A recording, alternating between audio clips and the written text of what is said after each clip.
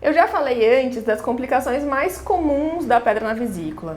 E agora vamos falar das complicações mais incomuns, mas que também acontecem. Então, as pedras na vesícula podem gerar, além de coledoclitíase, pancreatite, colecistite, que são as complicações mais comuns, outras como, por exemplo, síndrome de Merise, quando o cálculo impacta na região do infundíbulo da vesícula e empurra a via biliar, muitas vezes gerando até uma abertura entre essa vesícula e a via biliar, que a gente chama de fístula. Esse cálculo ele pode, inclusive, passar, erodir para a via biliar e para outros órgãos, né? Então, isso a gente chama de síndrome de Merise. Quando esse cálculo ele erode por essa região e acaba entrando no duodeno, na primeira porção do intestino, esse cálculo pode caminhar por todo o intestino e obstruir lá embaixo, na transição entre o intestino fino e o intestino grosso, que a gente chama de válvula ileocecal. Essa obstrução pelo cálculo pode gerar o que a gente chama de abdômen agudo obstrutivo. O paciente vai para o pronto-socorro muito distendida, barriga inchada, vomitando, porque ele não consegue, esse cálculo impactou naquela região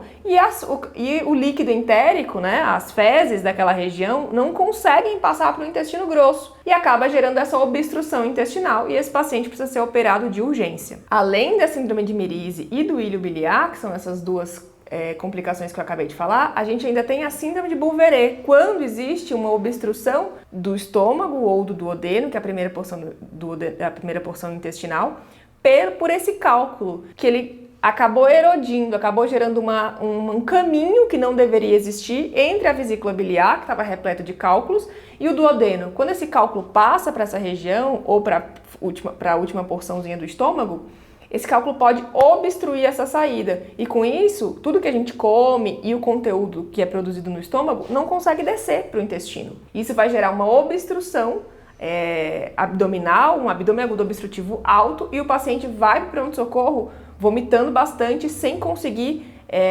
digerir nada, né? Sem conseguir que o alimento saia do estômago e comece a passar pelo restante do trato gastrointestinal. Então essas complicações são complicações bem menos frequentes, bem mais incomuns, mas também são complicações de pedras na vesícula. Então, como a gente já falou anteriormente, mesmo cálculos assintomáticos, mesmo pedras assintomáticas, algumas vezes precisam ser operadas porque pode haver complicações por conta dos cálculos na vesícula. Algumas mais comuns, outras menos comuns.